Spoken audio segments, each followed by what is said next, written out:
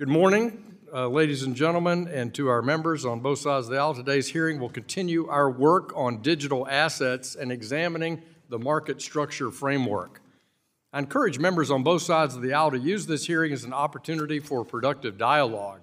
We should aim to identify areas of consensus within the legislation and thoughtfully address provisions that may require further refinement. Digital assets and blockchain technology are driving the next evolution of the internet. This technology empowers individuals, spurs innovation, and creates economic opportunities. But to fully recognize these benefits, we must ensure that there's a functional regulatory framework in place. Currently, there is no federal framework for digital assets. The SEC and the CFTC do not have clear jurisdictional boundaries over digital assets, leaving investors, entrepreneurs in a state of uncertainty and often discouraging innovation here in the United States. As a result, American consumers and investors have endured prolonged confusion and limited protections due to the absence of a consistent regulatory framework. Companies have asked and even sued the Securities and Exchange Commission to provide them with clarity they need to comply with current regulations.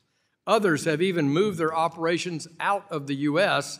to avoid dealing with the SEC's regulation by enforcement approach. I've worked diligently on the Clarity Act with House Ag Committee Chairman G.T. Thompson and members from across the House of Representatives that have an interest in providing much-needed regulatory clarity for market participants and innovation. Our bill establishes a clear, codified exemption pathway for digital commodity projects to raise capital, support secondary market trading of these assets, enables SEC-registered entities to participate in digital commodity markets, and much more. Ultimately, this is about protecting American consumers, encouraging innovation at home, and ensuring that the U.S. leads in the future of digital assets. We started this Congress with a joint press conference with Senate chairs Tim Scott in banking, John Bozeman in agriculture, alongside my partner here in the House, Chairman G.T. Thompson of the House Ag Committee. We committed to provide functional rules of the road for the digital asset ecosystem.